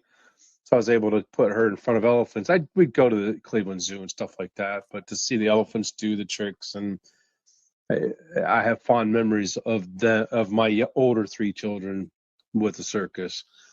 On the flip side of that, if everything is true with the abuse and the neglect and all the stuff that went on with these animals, don't bring it back if that's what they did to put on a show. Does that make sense? So, yeah. But I've got fond memories. I'd like to keep them that way. I'd hate to know that these animals were treated so severely in order even if they were treated good. A tiger does not belong in a cage, man. I agree. He's a hunter. I just hate seeing the limited movement. It's just really not good. Yeah, I just think that's all bad. And then that lends to poachers. Guys out capturing more wildlife. We got guys killing more animals for things that they shouldn't be. How many extinct species do we have now? Way too many, that are gone. So I hate the whole thing when it comes to the animals. That's part of our balance, man. Let it be. Let it be. But just a Well, message to that bearded lady. If you go and ask Keith out again, he'll probably say yes this time. yeah, she's probably on social I'm media. saying yes now. Yep. We Yep. cut out the middleman. Call me. Yeah. I have a beard, but I am under 65. Okay. Keep talking. No, I'm with you guys. We'll never see that circus again. It's just never going to happen. There's too much awareness and too many pro animal for the good. Mhm. So I don't think we'll ever see something like that. You're right. It's going to be the human acts and things. Give me those all day long. Circuit, like you said, the touring, like America's Got Talent does a tour with some of their top acts and all that. All that stuff's great. So they give us the human talent. I think that's what we continue to see. Okay, and then in 1990, here, guys, on May 21st, the Newhart Show came to an end. They ran from 82 to 90. Yeah. Wow. I thought this was one of the most, if not arguably one of the most clever endings to any It was crazy. TV show. Yeah. So if you remember correctly here, the whole series of Newhart, you had Bob Newhart, the Bob Newhart Show for years in the 70s. And then he had the Newhart Show in the 80s where he had a different wife, and it was not the same character. And they ran that in Vermont, Maine or Vermont. yeah. Yeah. At the end of the episode, you might remember he wakes up and Bob he's Newhart. on the set of the Bob Newhart Show, and the actress that played his wife on the Bob Newhart Show woke up in bed. It's all a dream. I was like, that was great. Wow. Nobody saw that coming. Pow. So good and clever, and that was just very great. And that's how they ended it. It was just a dream. So got us talking off camera here. So and it could be it could be on your list as well. Just I'm interested what are your top 3 to 5 series finale episodes? So just the way that they ended the series, that particular episode of all time. So Keith, we can go around if you guys want, or we can give our list individually. Go ahead. I was so excited about this. I've seen some finales that I just sat there and just felt good about, and I went back in time and remembered. When a series finale is so good, it makes you start all over again to just remember where they started from and what they went through. That's when I know it was good. And I'm sorry, I'm gonna go real quick. I got more than 5. I'm gonna tell you a show that I didn't even watch. I caught an episode here and there when it was on the air, but the finale was something I would never forget as long as I live, and that is MASH. Yes. That's one of my favorite opening theme songs of all time. But that ending was that last episode was so great, so deep, and that very last ending, so emotional. The goodbye written in stones. Man, that was absolutely phenomenal. Well, the highest rated TV shows, period. Yeah, without question. That finale. One of my favorite shows of all time, Cheers. That finale was something. I'm in the process of finishing Cheers again because I was really young when that happened. And I want to have a better understanding now. Of course, Star Trek: The Next Generation. All good things. 2-part finale. Man, how Picard had to fight for humanity again, like he did in the first episode with Q. You saw the relationship of Worf and Deanna Troy, and then you saw them come together at the end playing poker. Man, watch Picard, the end of Picard to blow you away. It goes back to that. And of course, let's go a little recent, not too far. The end of the Big Bang Theory, I thought was just absolutely emotional. Had me in tears. Love that show. I watch it over and over again. I watch it every day when I'm on my iPad, when I'm doing dishes or cooking. Just a great one. One of the greatest shows I've ever seen in my life, hands down. I didn't catch it till a little bit ago on Netflix or whatever, but Spartacus. If you haven't seen Spartacus, oh man, you've never seen nothing like this. I promise you've never seen anything like this. And the way that ended was just like, wow. This was you'll sit back, you'll be out of breath, you'll just be dumbfounded. This was utterly one of the greatest things ever put on television. Got to mention the Fresh Prince of Bel-Air. That was an awesome episode. Watching Will walk off out of the house, turning the lights off. Everybody going their own way. That was so emotional. I love that one. And of course, Seinfeld. One of them standing trial, all the characters from years back showing up, talking about their indifference and all the things that they done. That was hilarious. And then seeing them going to jail together. I thought that was absolutely great. And of course, one of my favorite comedies, if not my favorite comedy series of all time, The Office. Absolutely loved that. But they called everybody back to sit on a seminar to talk about being filmed for all those years. They thought nobody was coming. One of them went out in the hallway and the line was up the block, and it was just so really, really awesome. So those are my favorites real quick. Very good. Skinner? Yeah, he mentioned MASH. He mentioned Star Trek Next Generation. I've got Cheers on my list as well. That show was one of my favorite shows up until Seinfeld, which is also number 2 on my list. I have MASH as number 1. Seinfeld ended in a 2-part episode, and it was just phenomenal. Jerry and George's pilot finally gets picked up by NBC. They board a private plane to go out to, I think, LA for that, and they're going overseas. Landing, and they end up breaking the law, a local law, and get put in jail. And just the way the show was crazy fun, but the way they ended it was even better. Yeah. I also have, like I said, Cheers was one of the best shows I think NBC's ever had. Yeah. You put Cheers number 1, you could put Seinfeld number 2, you can flip-flop them. But with Cheers came with Frasier. You guys talked about Frasier, an episode that I was not on. Frasier, I'll watch that show every time. If it's on, I can't stop watching it. It's just so clever.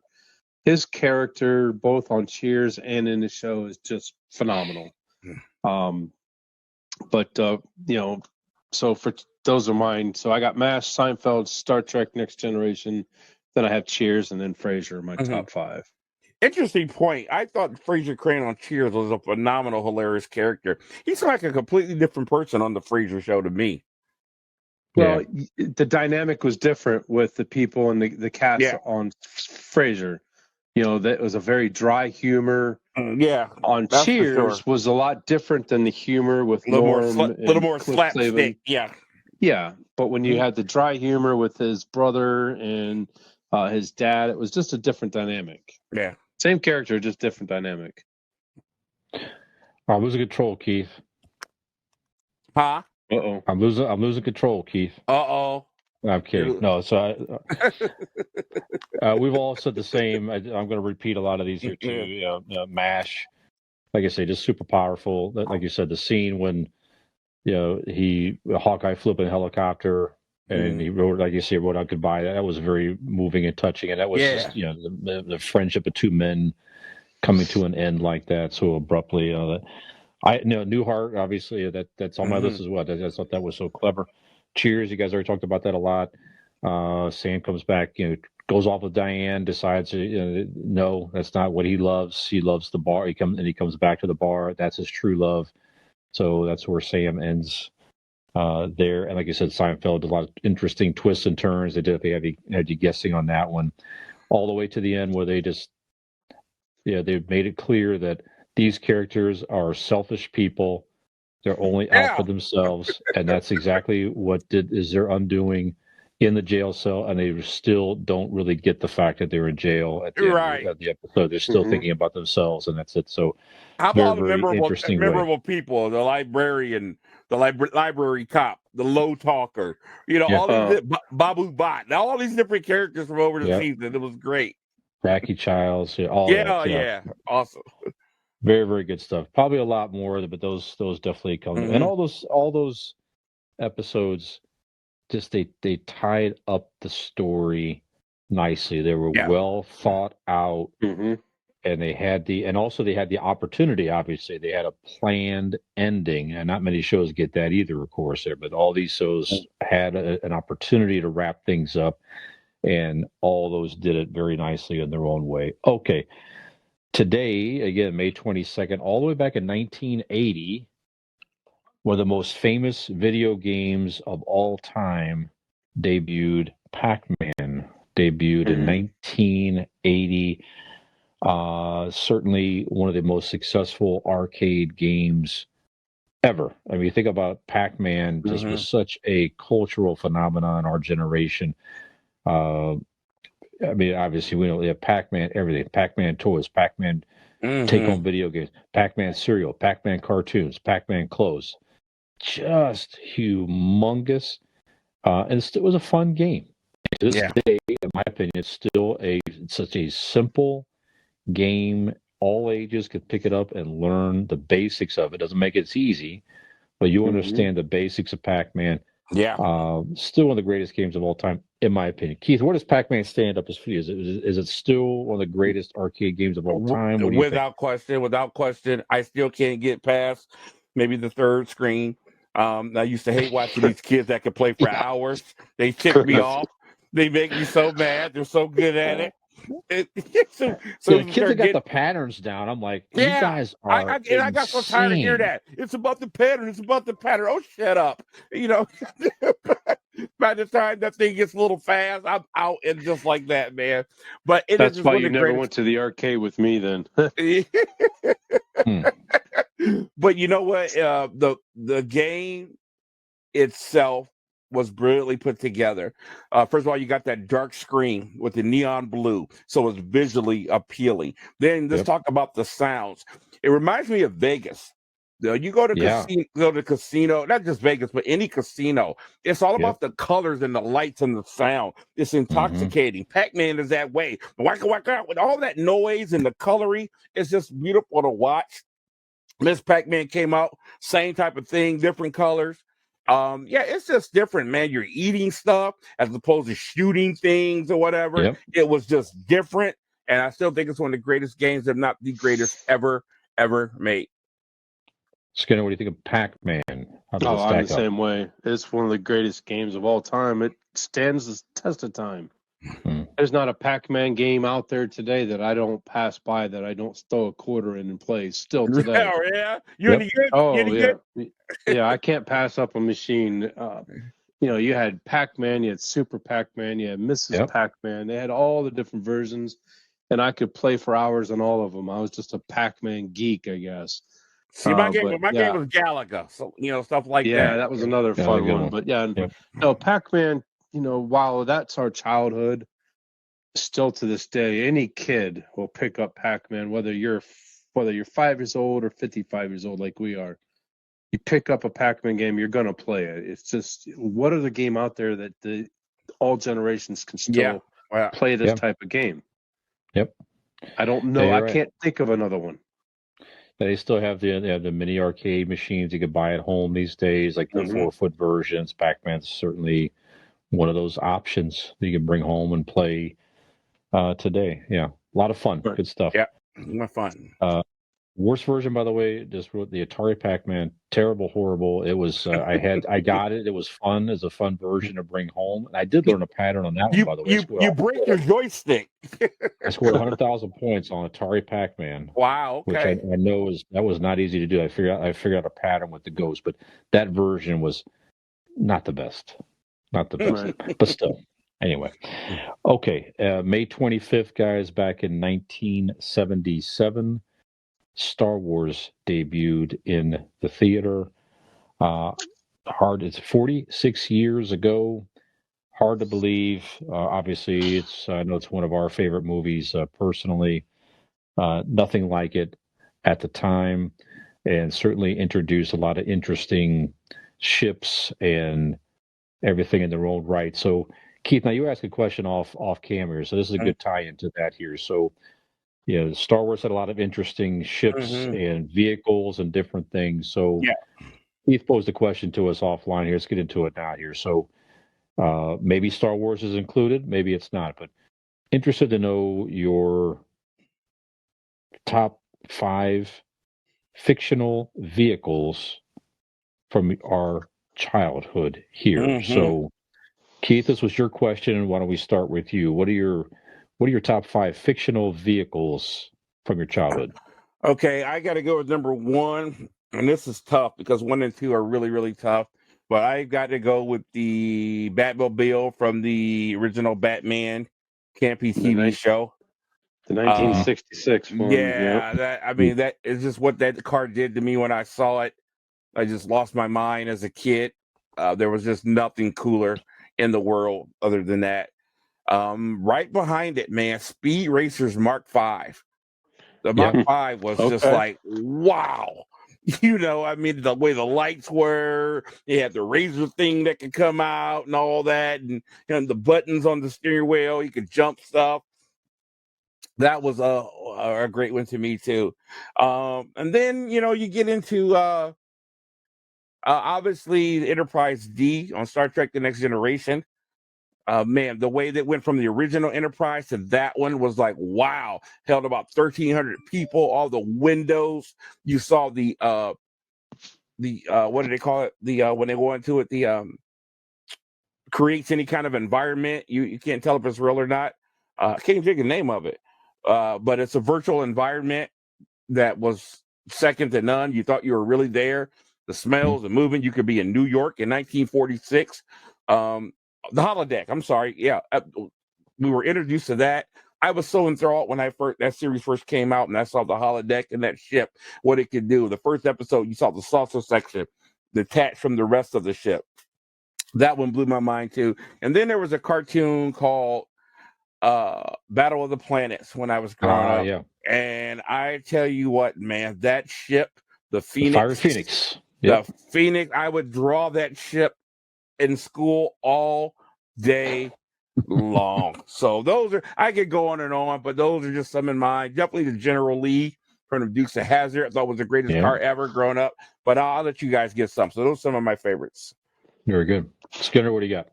Well, I'm glad I'm not the only one that put a cartoon vehicle in their top 5.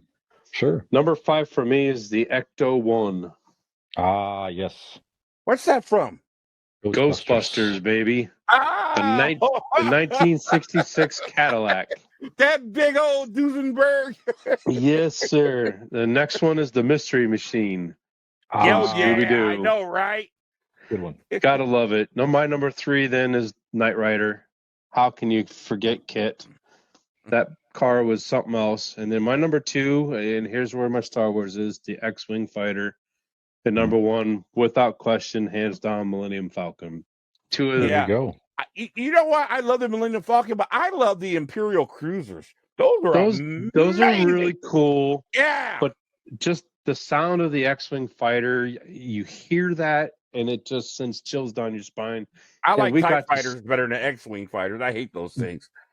But we got to witness it again on the big screen right before I got married with Dean and Nick. Me and Fisher went and saw it on the big screen. Yeah. And just sitting there, like I'm 12 years old again, watching it was just absolutely incredible. Yeah, and I have the Mystery Machine on my list too. So it's cool. Yeah, but I got to thank you again for inviting me to that, Fish, because Marcy asked me, she goes, "How was it?" I said, "I felt like I was 12 years old again. It was absolutely incredible."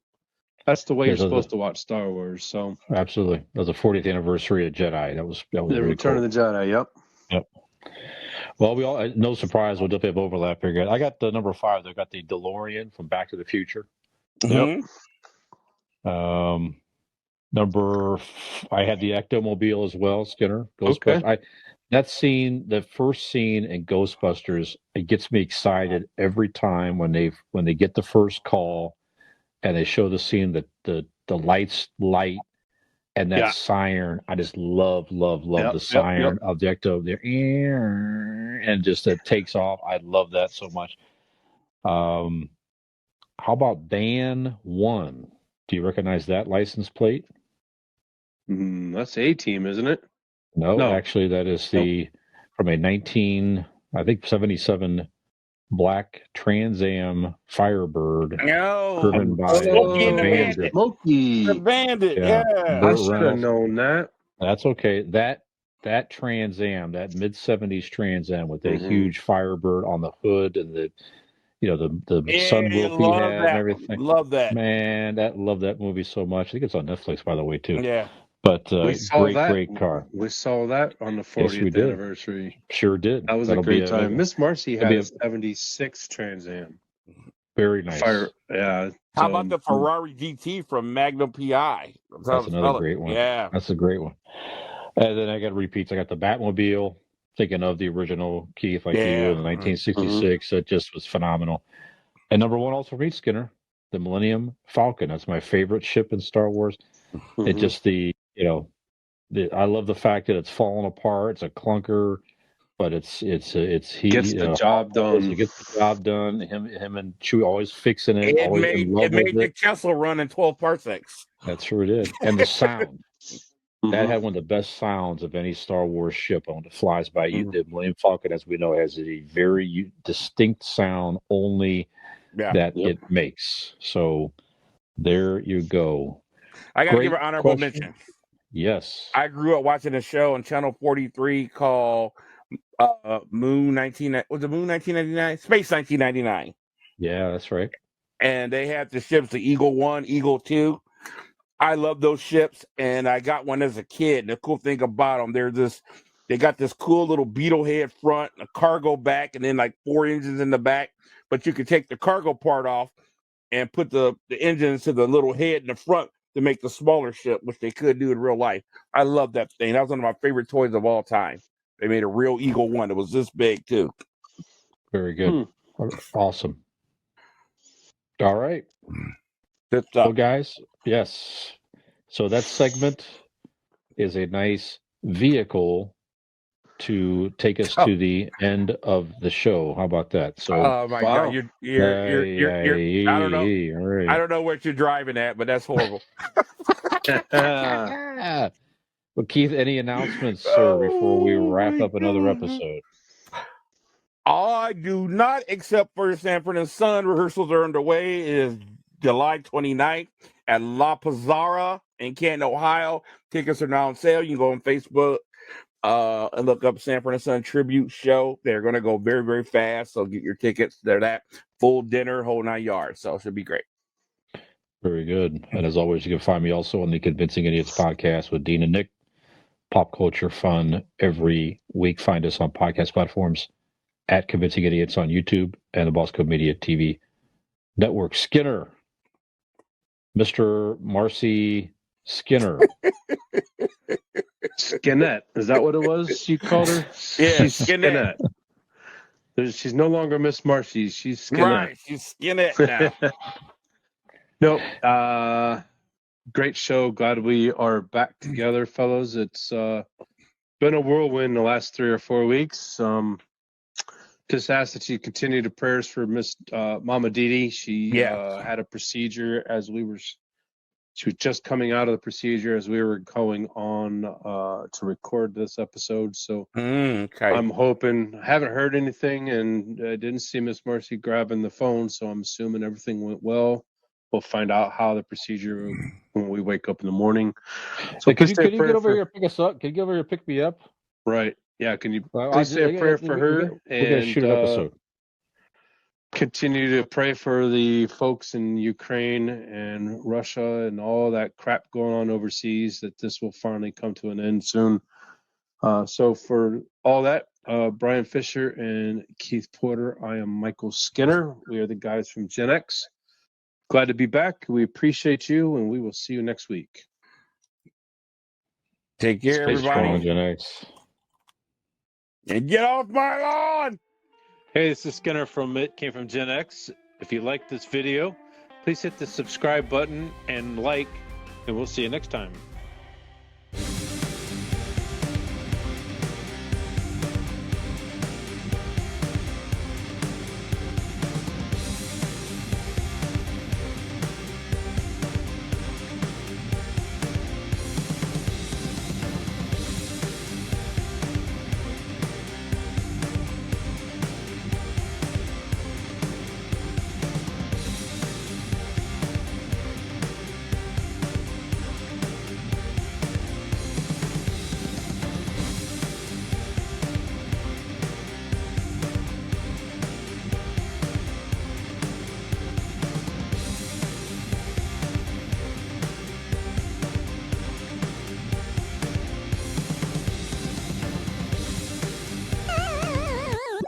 it's Skinner here from GenX, and I'm finally back.